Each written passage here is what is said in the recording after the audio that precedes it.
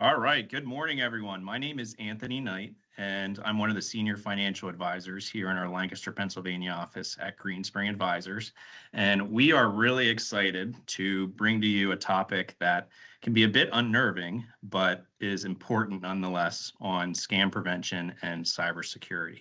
So we have a very special guest joining us, as you'll see on the screen, Officer Mark Shivers from the Manheim Township Police Department here in Lancaster, Pennsylvania. Officer Shivers has been with the police force for 15 years, and he's very adamant about this, and we really appreciate him joining us, Mark, so thank you.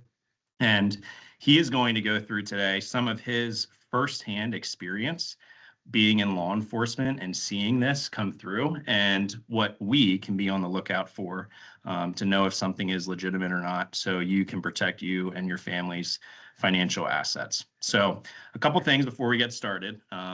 Number one is we're going to be going through a lot of information, and although I can't see you, you have to promise us that you're going to leave today not being anxious or weary about everything out there. You know, the world is filled with this stuff, and our goal today is to provide an education for what you might encounter so you can be, and we know you will be, more confident being able to identify what might be a scam and what not might be. At the top of your screen, you'll see there is a question and answer Q&A box that if you click on that, you can submit your questions to us. And as the presentation goes on, we'll try to answer as much as we can. We've already gotten a lot of questions up until this point, so we know there's a lot of good things out there that you guys want to talk about, and we'll try to get to as much as we can. But if we don't get to your question and you still have something you want to ask us, you can reach out to your Greenspring advisor or contact at the end of this, and we can get in touch with Mark if we need to and get back to you. So with that being said, Officer Shivers, the stage is yours. All right. Thank you, Anthony. So like Anthony said, my name is Officer Mark Shivers. I've been with Manheim Township Police Department, which is in Lancaster County, Pennsylvania, for 15 years. Of that 15 years, I was on patrol for 14, and this past year I've been with a new unit in the department, which is called Community Outreach and Patrol Support. One of the things I really wanted to focus on with the community outreach aspect of the department was education, and primarily for scams. One reason I wanted to do that was because of just the sheer volume of scams that we receive as a department. We receive, I would say anecdotally, at least one or two scam reports a day. Now, some of those, there is no loss. People recognize it as a scam and they just want to let the department know about it. And others that we've had some pretty serious losses. Most recently, we had a gentleman report that he lost $2 million due to a Bitcoin investment scam.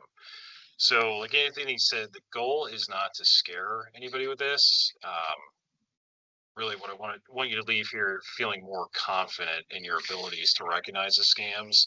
And, you know, once you learn enough about these, it actually can be kind of fun to turn the table on these guys.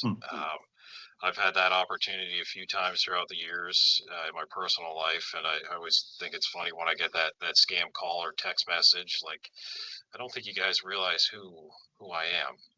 So with that being said, let's get started.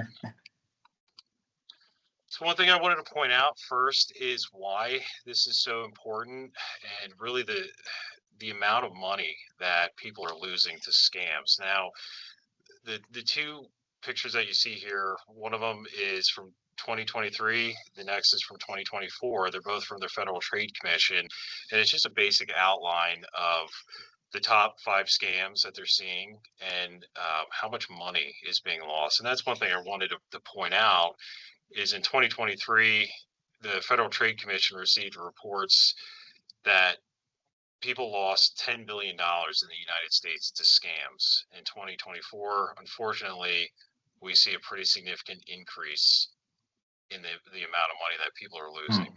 So it's gone up $2.5 billion in losses in a year.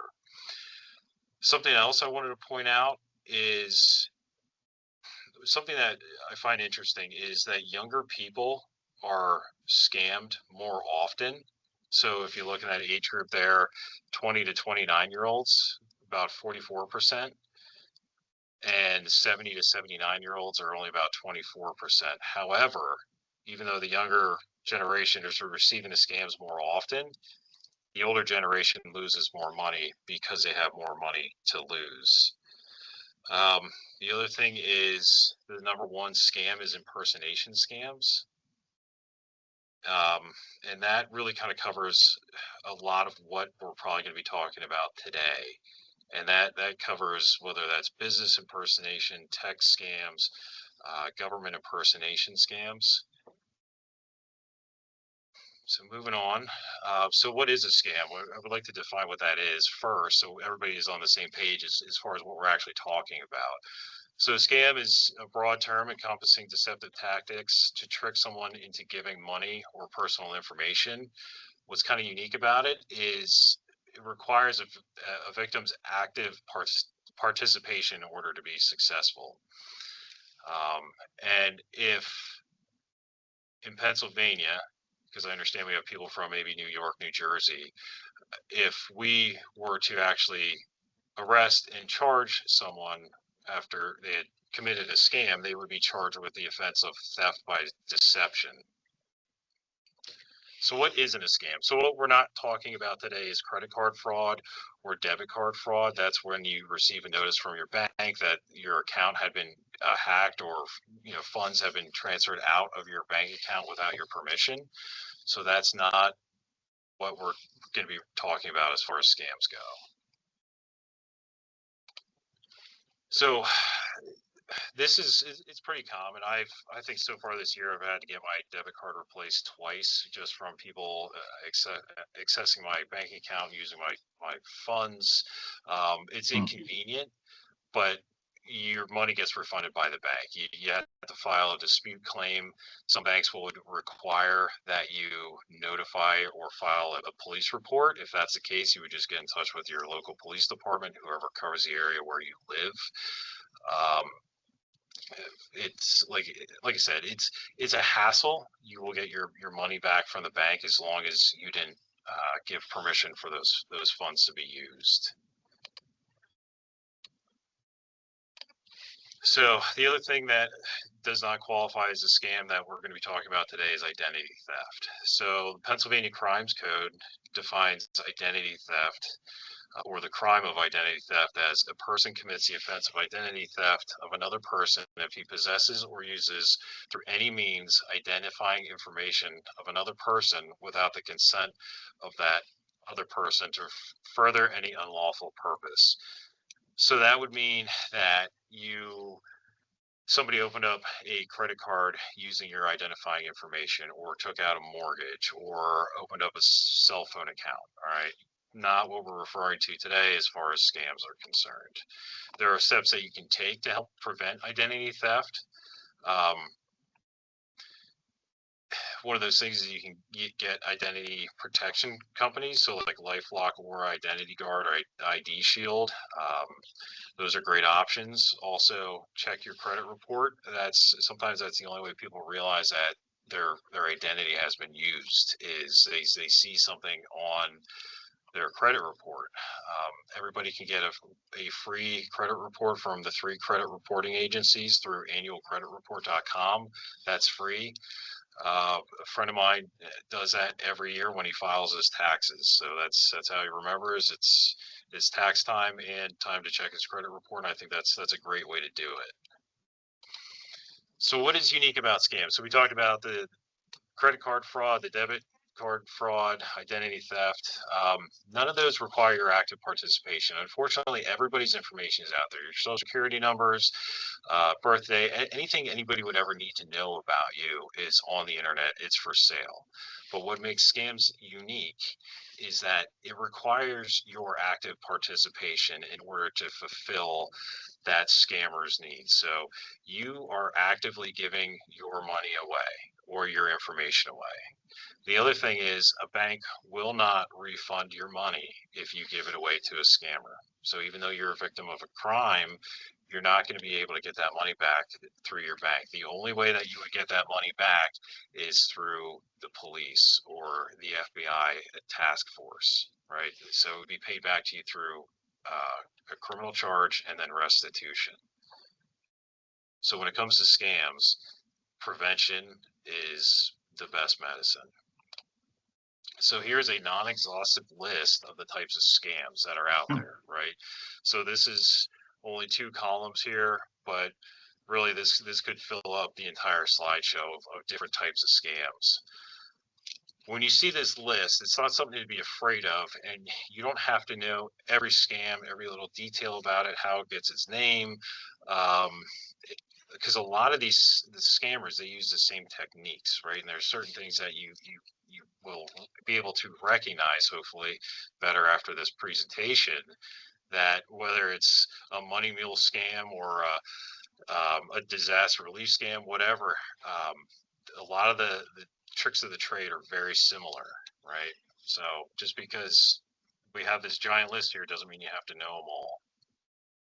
Yeah, and Mark, if I could jump in here, one of the most common questions we've gotten is, before we get into all the different types, what should you do if you are scammed? Who should you contact if you feel like you're a victim of a scam?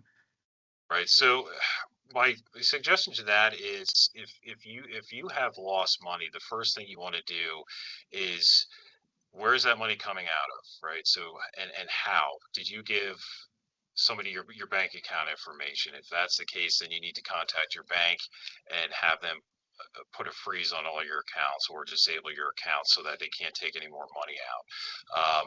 The second step would be to contact your local police department for further guidance on that. But the big thing is you want to make sure that you can stop the bleeding first and foremost before it gets worse. Now, if it's a gift card scam where you go out and you buy the gift cards and then you send a picture of the gift cards to the scammer, there's not a whole lot that you would be able to do. You can try calling the phone number on the back of the gift card to see if they can put a hold to it, but most of the time, as soon as you take the picture of the gift cards or you send them the numbers on the back, that money is gone.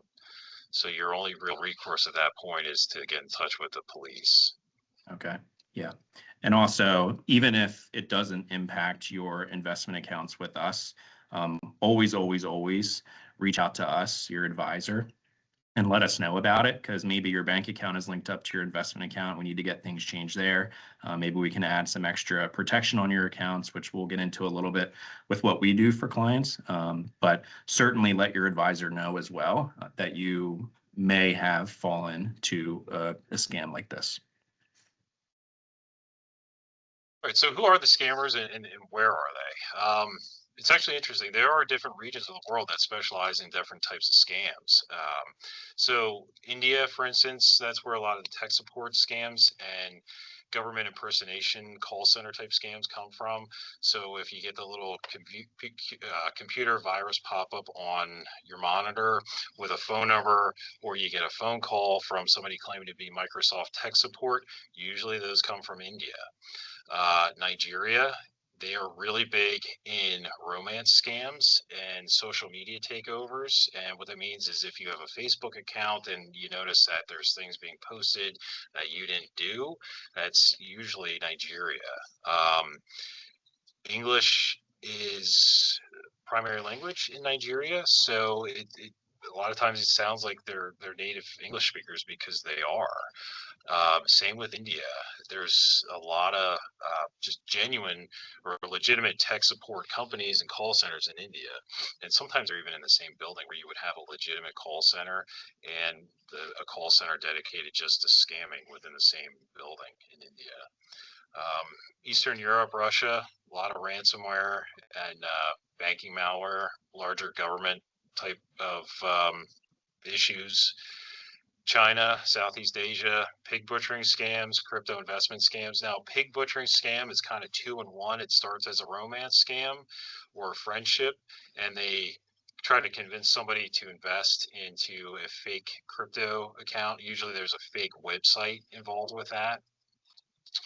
And the United States, check washing, contractor scams, Facebook marketplace scams, also government impersonation scams, and then Jamaica, pretty popular for the lottery and sweepstakes scams.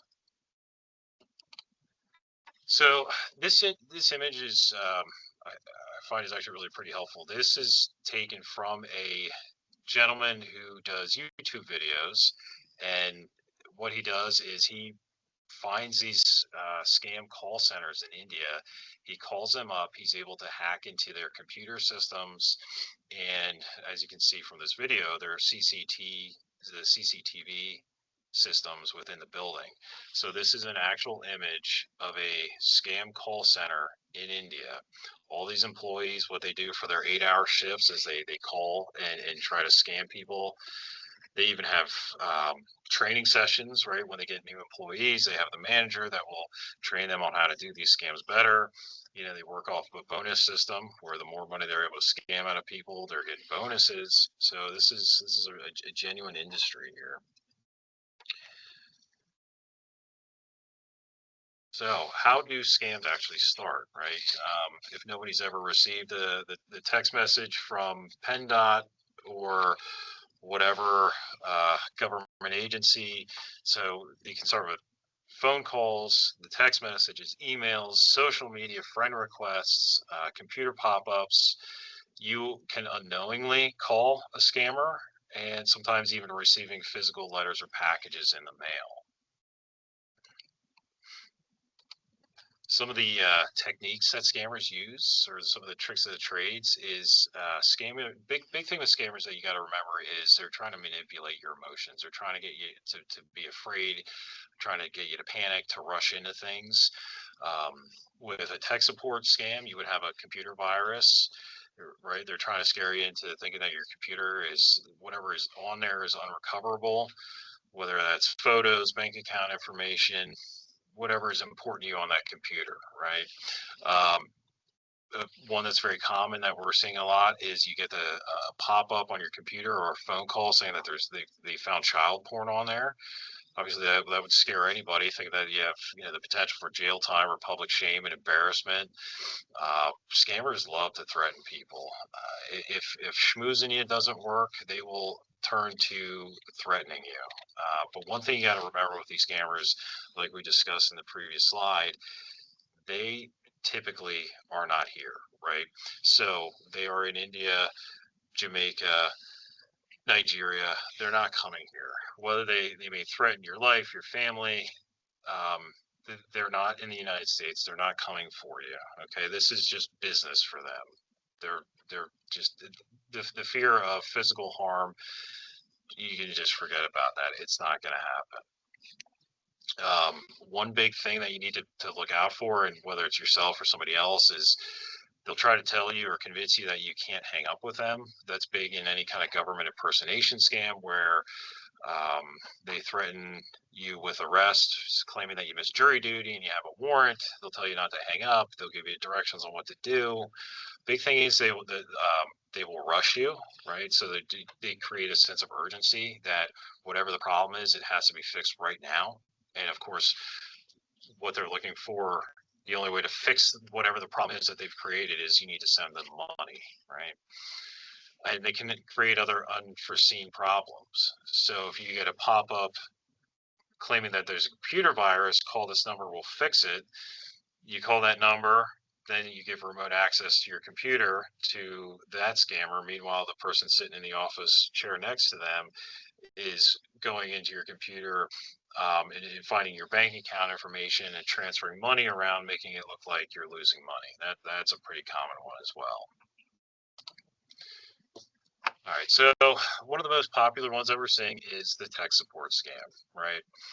So usually these will start with a pop-up on your computer. And again, it will say that there's a virus detected on your computer or child porn detected on your computer. It'll provide either a link or a phone number that you have to call.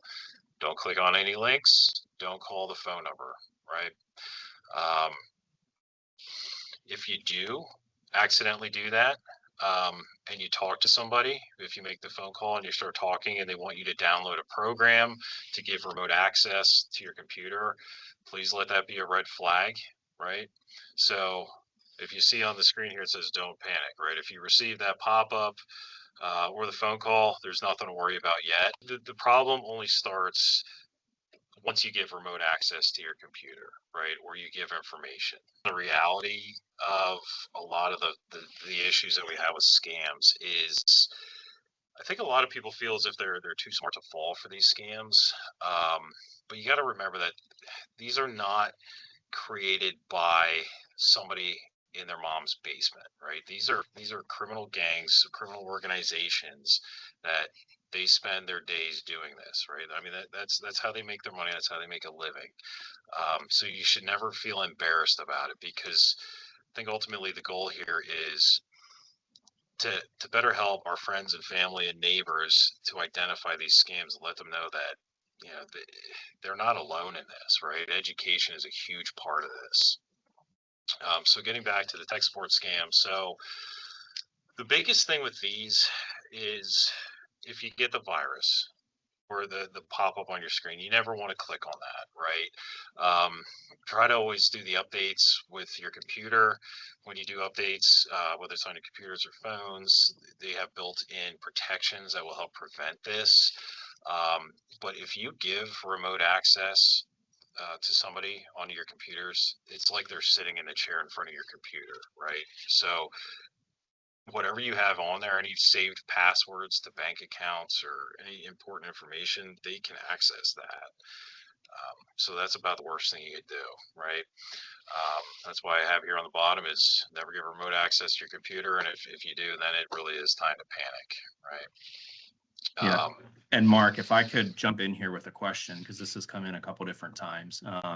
I think when you get contacted by an organization or a person that you don't know, it's easier to write them off because you've never dealt with them before. But where confusion comes into play is when you get contacted by like Apple or Microsoft tech support, firms that you're used to seeing and you might deal with on a regular basis. I just want to hit on again, what are the things clients, all of us, should be looking out for when they get these tech support scams that come into them from an organization that they're familiar with? Um, it would be kind of odd, I think, to actually receive a legitimate call from Microsoft or Apple, right, saying that they work for that tech support company.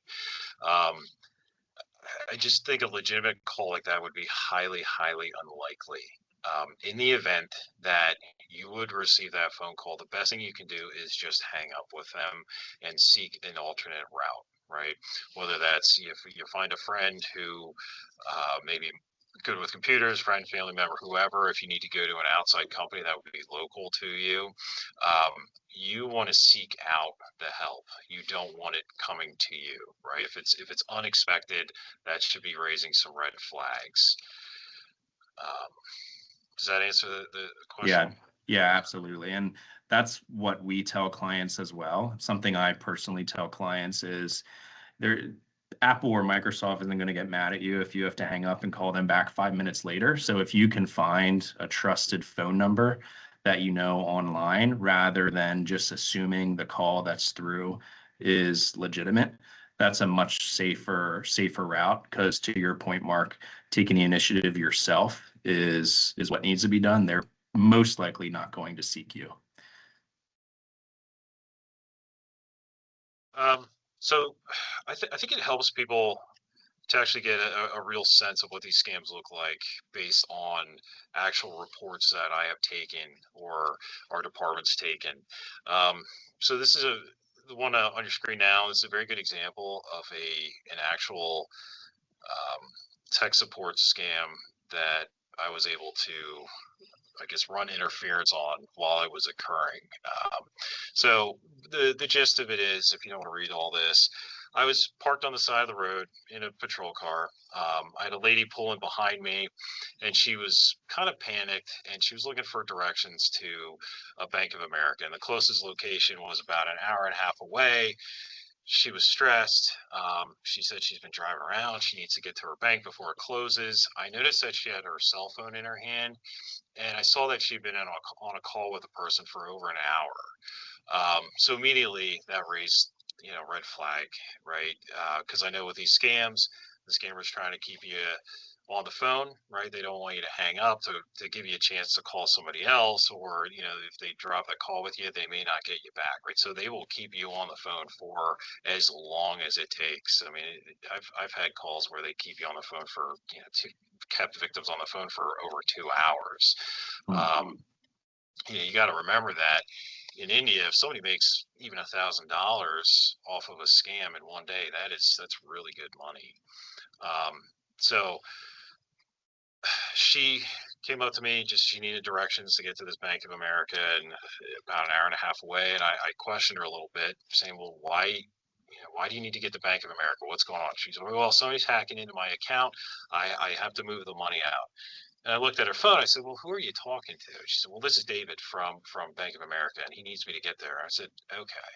And at that point, I knew it was a scam, right? I mean, she's been on the phone with David, which is a very commonly used, it's just an American name that is used pretty frequently. So I'd say, hey, let me talk to David. So I answered the phone, and I get the typical, this Officer Shivers, Manheim Township Police. Can you explain to me what's going on? And apparently that threw off his script a little bit. He didn't really know how to respond to me. He got a little upset. And I said, okay, Dave, well, this scam's over. I know what's going on here. Don't bother calling back. So I hung up the phone with him. She got pretty upset with me because she's thinking that she's losing all this money and she's got to act now, right? They're rushing her to take action. I convinced her on the side of the road, hey, look, you're being scammed. Let's go back to the police station. We'll look through your accounts, just make sure you didn't actually lose any money. So we get back to the police station. She explains that it started with a pop-up for Apple tech support on her computer. She gave remote access to the scammers, right? So she had to download a program. They were on her computer. Somebody in the background was doing something. They accessed her Bank of America account. They were moving money around from her checking account into her savings account. They brought this to her attention. The Apple tech support said, "Oh, hey, by the way, we discovered that your Bank of America account is also being hacked." So they tried to convince her that they needed to move the money out of her checking account into some secure account where it couldn't be accessed by anybody else. And of course, it was only going to be temporary till they could solve this issue, and they would transfer her money back. For whatever reason, she wasn't able to do this online. So the scammer stayed on the phone with her and would have stayed on the phone with her for another hour until she actually got to a Bank of America location in person to do this transfer. So they wanted her to transfer out her account. What really stood out to me was, so she had immediate access to $16,000 in her checking account. However, her Bank of America and her retirement investments were connected, and she had an additional $1.9 million that she would have had access to. And the scammers were able to see that. Now, luckily with the investment accounts, you can't just transfer that out right away. So there was a little bit of a barrier there. The other thing with her that I found very interesting is what convinced her more than anything was she actually worked in the IT business for 20 some years. So she was sold on the fact that these guys really knew what they were talking about because they knew the language. They do is things that she would have done when she was helping somebody else with a computer virus when she was working. So you got to keep in mind that these guys know the language, right? They specialize in these scams, so they really know what they're talking about. Another very common one, just like text scams, is business impersonation scams. I'm sure we've all received these text messages from the United States Postal Service or FedEx or Best Buy or whoever, right? So if you look, this is an actual text message that I received that claims to be from the United States Postal Service, saying that a package has arrived at the warehouse and cannot be delivered due to incomplete address information. So they want me to click on that link or at least start a conversation with them so that they can continue this scam. What should stand out to everybody is, how is it that the U.S. Postal Service that delivers packages somehow has my phone number but not my address? Also, the U.S. Postal Service should have their own email addresses, right? So I work for Manheim Township Police Department. We have 66 officers. It's not a big department, but if my email address is shiversm@manheimtownshipolice.org, right? So if we can afford our own domain for emails, I can guarantee you the U.S. Postal Service can. So if you look, this email, this text message came from a Gmail account, right? So that should stand out to everybody as being completely illegitimate, right?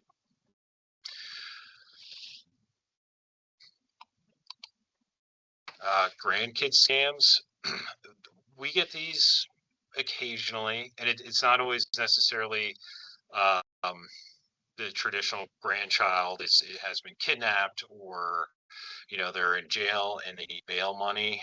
Sometimes it doesn't always they don't always necessarily go after the older generation. Sometimes we've had one where a gentleman received a call from someone claiming that they had kidnapped his wife, and he needed to go to Walmart and pull out gift cards.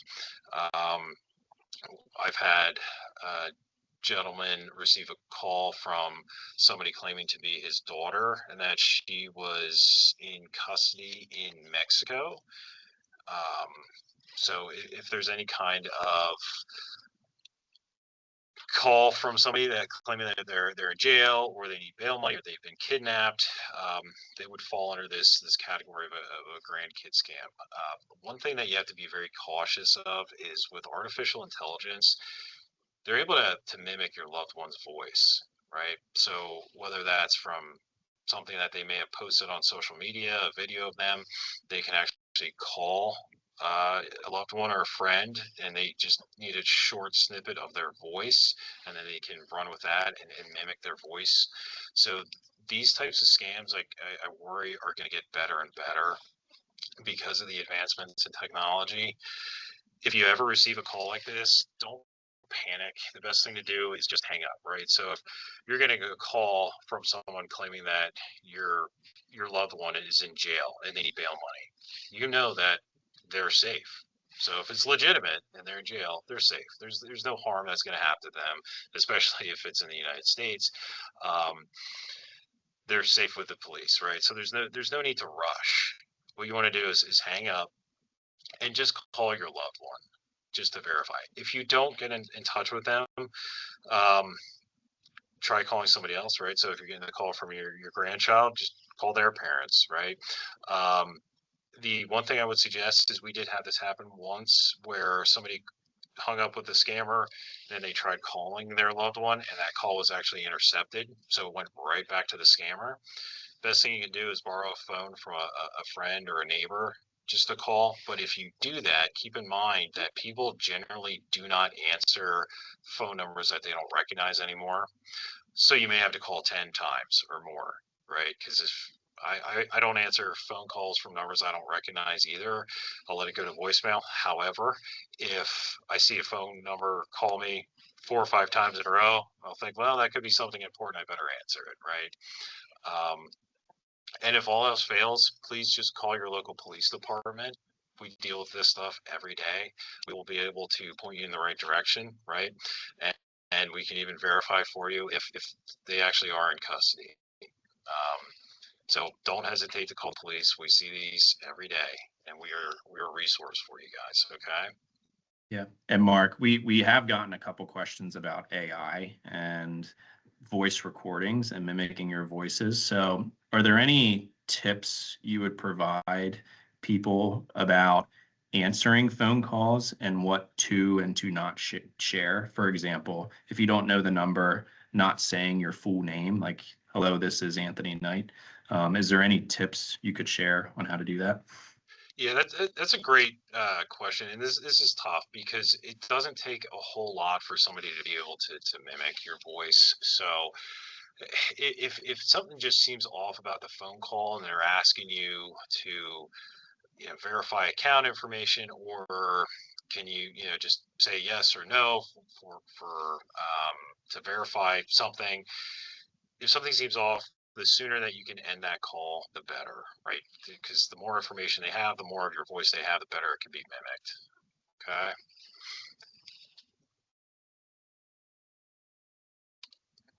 All right, government impersonation scams. So this comes in waves, and this has hit us pretty hard, specifically in Manheim Township, and it's every age and demographic.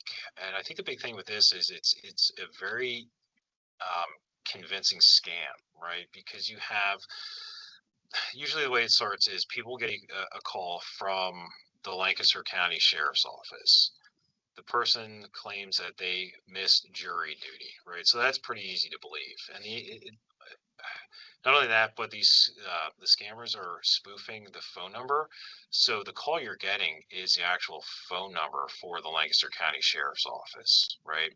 And also the group that is doing this, I believe, are in Georgia, the state of Georgia, not the country. So they're native English speakers and they're Americans, right? So they may have a Southern accent, but people move, right? So it's not out of the realm of possibilities that somebody from Georgia moved out to Pennsylvania and now they're working for the sheriff's office. The other thing is people have had things lost in the mail before, right? So you think, well, maybe I did miss jury duty, right? Maybe I didn't see the letter come in. So these guys are pretty convincing. The way it works for them is they call, they say, hey, you missed jury duty. Either we're going to come and arrest you or you could pay bail, right? So what they'll have you do is send you to a Bitcoin ATM. The way ours have been working is they send you the Bitcoin ATM. They'll tell you to transfer about $5,000 to a different Bitcoin wallet. And then you're going to take your receipt to the actual sheriff's office downtown, show them the receipt, they'll refund your money, and they'll clear away that warrant. I had an incident once, this was just last year, where the gentleman called 911 because he got a text message from his wife about one of these scams. He tried calling her. She wasn't answering the phone. They had software on their phone that they could track each other's location, and he saw that she was at home, and then she started driving south, which was towards the sheriff's office. He saw that she pulled into parking lot of a Walgreens, and luckily I was just right down the street from that Walgreens when this call came in. I went rushing down there while driving, talking to him on the phone. Okay, how long has she been there? About 5 minutes. All right, what does she look like? Her name's Susan. She's got blonde hair, about 40 years old. All right, great. So I slide in the parking lot, go right into the Walgreens, and luckily the Bitcoin ATM was right there at the door, and she's standing there about to hit send to these scammers for $5,000, and luckily I got there before she was able to actually send the money out. Wow. So I had her step outside, make sure, hey, this transaction's canceled. Okay, great. Let's go outside. We'll talk. She explained what happened. While I'm talking to her, the scammer called back. I talked to him. After I explained to him, no, sir, I'm like the real police. I know you're a scam. He got upset with me. He wanted to fight me. He's just saying all kinds of profanity. I said, hey, look, I would be more than happy to fight you. Just give me your address. I'll come to you. I'll make it easy. He said he had a few more choice words, but never actually gave me his address, unfortunately. So something to look out for with these is if they're, you don't have a warrant for an unpaid parking ticket or traffic violation, but the jury duty is usually their go-to because that's a little easier to convince somebody that maybe they just missed it in the mail, right? But keep in mind that a government agency, whether it's the sheriff's office, the police, IRS, they will never, ever, ever accept payment for anything via Bitcoin or gift cards. Okay. So if you get a cold call like that, and they're saying you got to pay a fine or whatever with a Bitcoin, gift cards, it's not real. Yeah.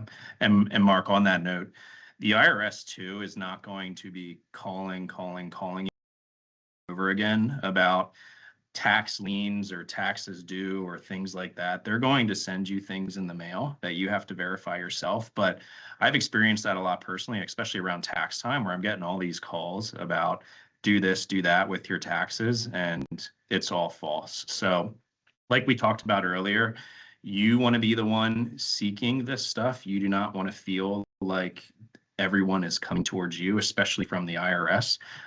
So if you do have a question for the IRS, you can reach out to them, but don't take the word of a random phone call without verifying and doing that yourself first. Absolutely. All right, charity scams.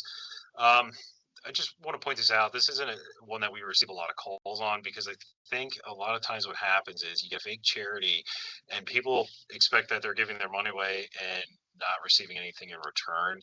So I think a lot of people may fall for charity scams without ever knowing it. So just be cautious that, especially during times of major natural disasters, national tragedies, or even the holiday seasons, when people are tugging on the heartstrings trying to get you to donate to charity for starving kids who need Christmas presents, whatever the case may be. Just make sure it's a legitimate charity that you are seeking out, right? Donate to your schools, your churches, what have you. Try to avoid any charities online unless it's something that you're seeking out. Romance scams. When I started this training, I actually started it with some of our local over 50 communities. And the one feedback I got early on is, hey, we're not really the demographic that falls for romance scams. Maybe leave that out. However, that could be further from the case, because romance scams, usually the victims are widows and widowers who are lonely and just looking for friendship, or that's usually how it starts. So just be vigilant of this. Some of the red flags that you'll see with a romance scam, whether it's in a relationship that you may be having, or a friend or neighbor, is the person lives far away. If it's a female victim looking for a male friend, it's always that ideal job, right? That engineer on an oil rig, or somebody on a military deployment, or charity work. And it's almost always a doctor who's in Doctors Without Borders, or helping starving children in Ethiopia, right? They have this really exotic, interesting career that gives them an excuse to be overseas. The other thing is, these are not fast scams. These are really a long con where they can go on for months before they will even start asking for money. Now, some of them are shorter, but most of these, they really take their time. Now, most of the romance scams are coming from Nigeria, and they really take their time with these. They get to know the person, build a relationship, get to know your friends and family. They'll love bomb you. They're in constant contact. They'll call you morning, noon, night. They know your routine. They're texting you, calling you. Another red flag is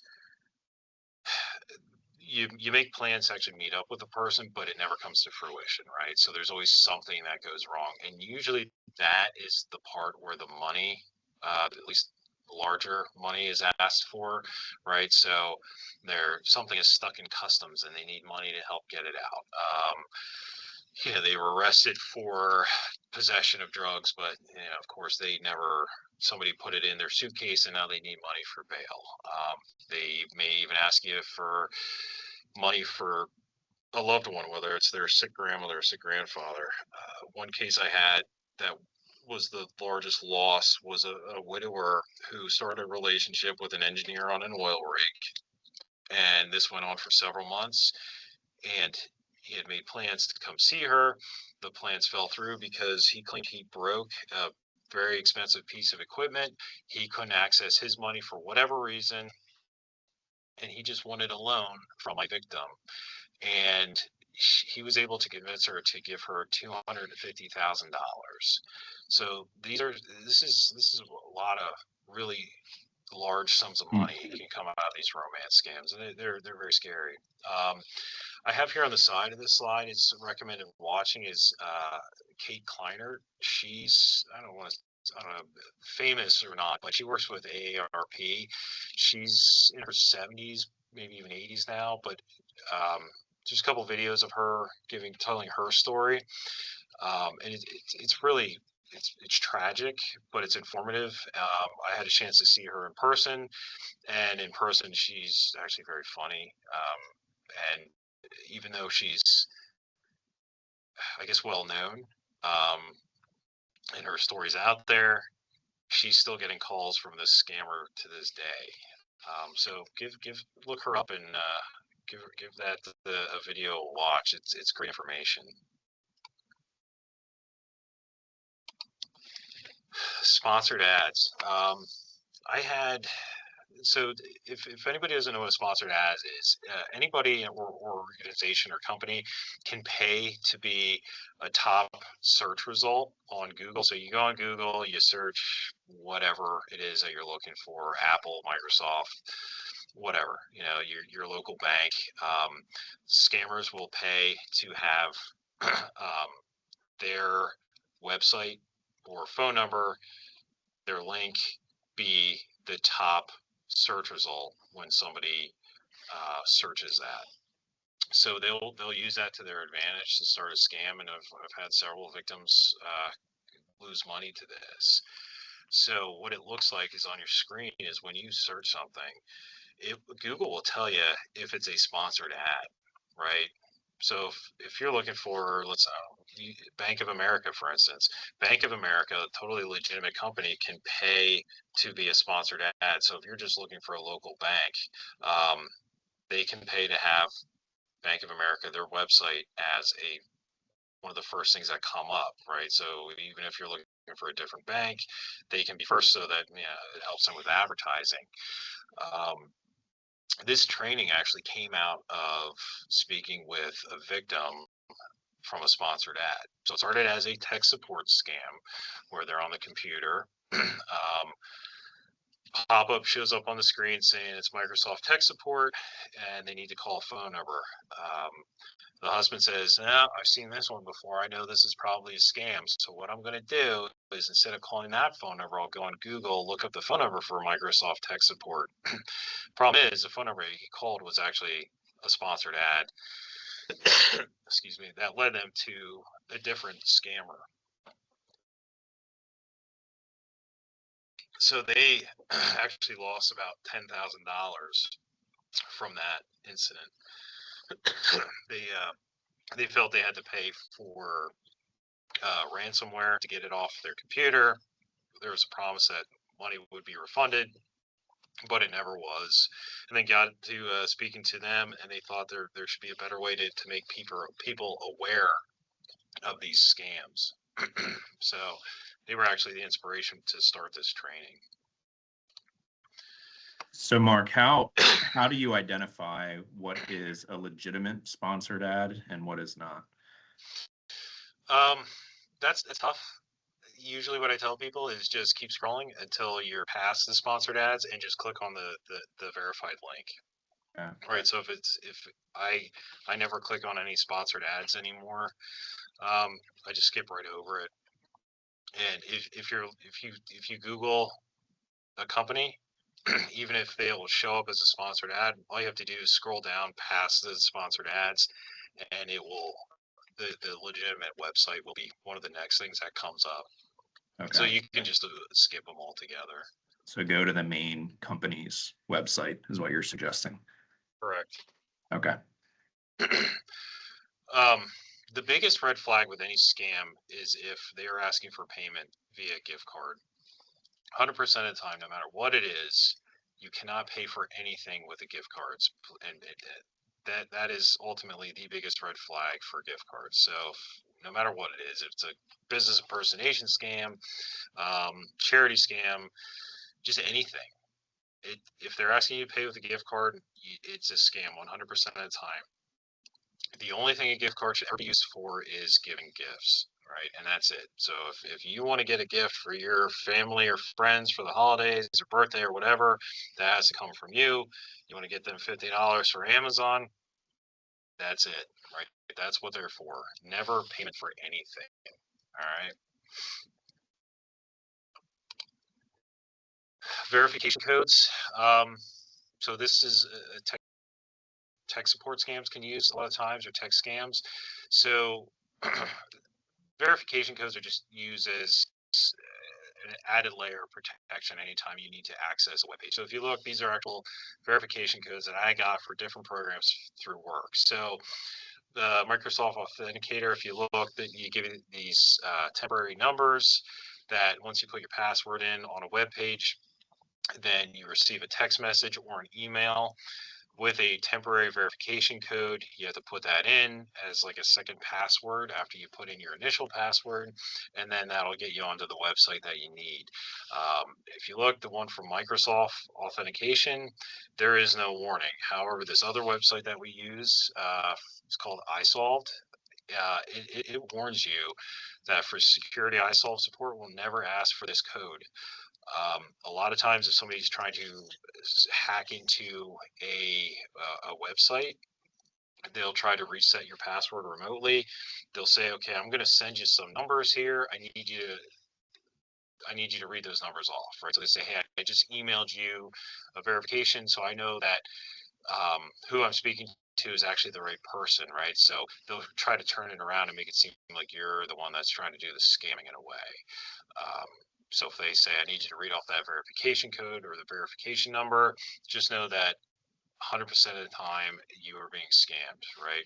You should never, ever give a verification code to anybody. That is for you, for that 5 minutes that that verification code is good, and that's it.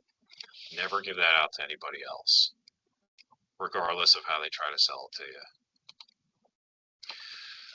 Of concern, unfortunately, it was a short window in time where caller ID can be trusted, but now scammers are able to spoof phone numbers. So just like the government impersonation scams, where we had the scammers claiming they were from the Lancaster County Sheriff's Office, they were able to spoof the phone number. They can do this with loved ones. A lot of times, scam phone calls may come from a phone number that is local to you. So in Lancaster County, everything is 717 for the area code. And typically you may be more apt to answer a phone call from a number with an area code that's local to you, but you can't trust caller ID because the phone numbers are spoofed, right? So you just can't trust it. So common red flags just to be on the lookout for: poor phone connection. I received a scam call from my bank about a year ago, and they claimed that they wanted to verify a recent purchase, saying that we just want to verify that you're not actually in London trying to make a $5,000 purchase, right? So first thing I noticed with this was the phone connection was pretty poor. So I told them, no, I'm not in London trying to make a $5,000 purchase. You can go ahead and flag that as fraudulent. Okay, so we can do that for you. However, we just need to verify that you have your credit card in hand. So the first four numbers of your card is this, correct? And I thought, well, that's unusual because I've never had anybody ask for the first four numbers of a debit card or credit card ever, right? It's always the last four. So if anything seems a little bit off to you, just let that be a red flag. And that scam was very basic. There was a data breach at my bank. They had enough information, my phone number and my name, and they were able to call and just they wanted to verify the credit card number. So all they were going to do is hopefully have me read off my credit card number to them, and that's all that. So I hung up the phone with them. I made it clear that I knew this was a scam. The next thing I did was I called my father, my grandmother, my sister. We all use the same bank. I said, hey, just be on the lookout for this, right? So that's something that I think everybody should do is if you have a scam, please talk to everybody. Please talk to your friends and family. Let them know because sometimes it's new, things that people just haven't experienced before. The red flag is, did you even enter a lottery or the prize drawing, right? So if you just get a cold call and say, hey, you want a prize? We're going to send you that $1 million.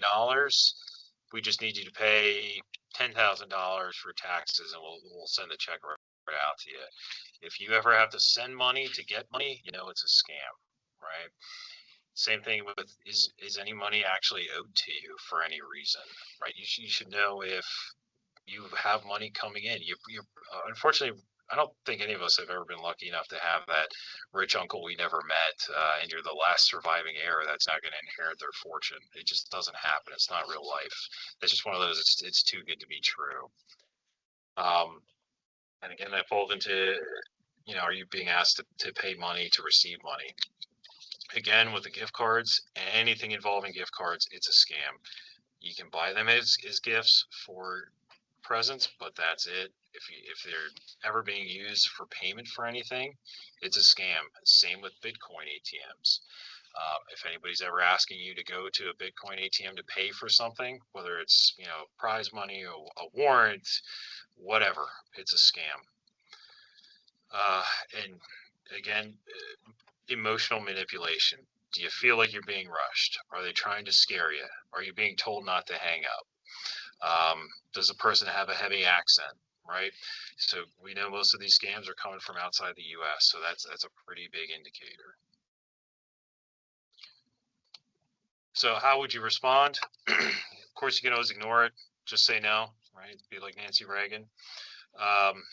You can always use the excuse if they claim you have a warrant or whatever. Tell them you got to talk to your grandson who's a police officer, an FBI special agent.